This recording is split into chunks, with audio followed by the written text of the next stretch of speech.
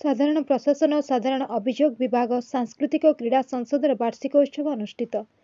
ରାଜ୍ୟ ସାଧାରଣ ପ୍ରଶାସନ ଓ ସାଧାରଣ ଅଭିଯୋଗ ବିଭାଗ ସାଂସ୍କୃତିକ ଓ କ୍ରୀଡ଼ା ସଂସଦର 2 ଦିନିଆ ବାର୍ଷିକ ସାଂସ୍କୃତିକ ଉତ୍ସବ ରବୀନ୍ଦ୍ର ମଣ୍ଡପଠାରେ ଅନୁଷ୍ଠିତ ହୋଇଯାଇଛି। କାର୍ଯ୍ୟକ୍ରମର ଦ୍ୱିତୀୟ ତଥା ଉଦ୍ଯାପନୀ ଦିବସର ସନ୍ଧ୍ୟାକୁ ଆଜି ମୁଖ୍ୟ ଅତିଥି ଭାବେ ରାଜ୍ୟ ମୁଖ୍ୟ ଶାସନ ସଚିବ ଶ୍ରୀ ପ୍ରଦୀପ କୁମାର ଜେନା ଯୋଗଦାନ କରି ପ୍ରଦୀପ ପ୍ରଜ୍ୱଳନ ପୂର୍ବକ ଉଦ୍ଘାଟନ କରିଥିଲେ। କାର୍ଯ୍ୟକ୍ରମରେ ଯୋଗଦାନ ଅବସରରେ ଶ୍ରୀ ଜେନା କହିଥିଲେ ଯେ ସାଧାରଣ ପ୍ରଶାସନ ଓ ସାଧାରଣ ଅଭିଯୋଗ ବିଭାଗ ରାଜ୍ୟ ସରକାରଙ୍କ ଏକ ଗୁରୁତ୍ୱପୂର୍ଣ୍ଣ ବିଭାଗ।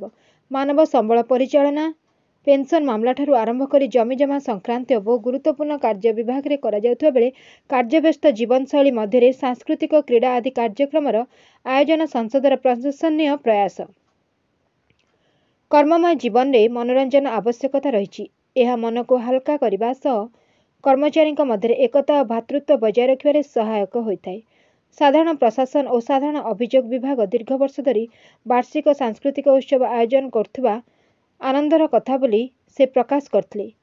ଏହି ଅବସରରେ ସେ ସଂସଦ ଦ୍ୱାରା ଆୟୋଜିତ କ୍ରୀଡ଼ା, କଳା ଓ ଅନ୍ୟାନ୍ୟ ପ୍ରତିଯୋଗିତାର କୃତି ପ୍ରତିଯୋଗୀଙ୍କୁ ପୁରସ୍କୃତ କରିଥିଲେ। Bureau report, Ekamra news.